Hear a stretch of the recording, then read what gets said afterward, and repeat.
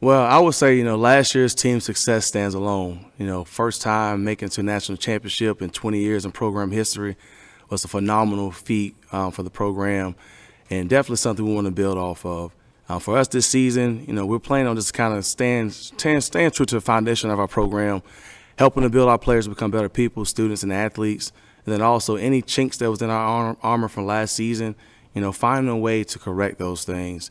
Adding additional coaches, leadership, schematically, different things of that sort to help our program become better. Had a lot of success with some individual accolades with players last year. So just kind of thinking about how many returners we have coming back. We're right now at 38 returners. So some faces you can see from last year's team. Tight end Jabari Rome, who was a first-team All-American for us last year. Offensive lineman Sean Mertzik, who played a significant amount of games last season as well. Receiver Karan Miller. Quarterback Jamison Prince. Then also running back Evan Garrett for our offensive side. Defensively, we have some standout guys that you'll see again this season. All-American safety Jawani Morton-Berry.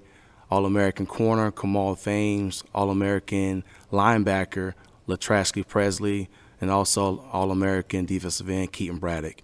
Another face to kind of keep an eye on this year are two other players that played significant roles last season at our returners, defensive lineman Jalen McZeek, and then also defensive back Trevin Smith. From the new guys, offensively, players that I think that can add significant roles this upcoming season, offensive lineman Jaleel Winfield, tight end Matthias Barnwell, and then also receiver Jaden Lovett. On the defensive side, some new faces that I think will add tremendous assets to our team this year. Defensive back Jerry Summers, and then also defensive lineman Dwayne Bryant.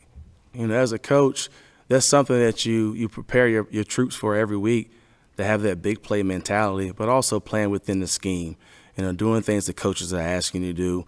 I think from a coaching standpoint, we're going to put our players in a good position, and it just comes down to them making the plays that they're supposed to make.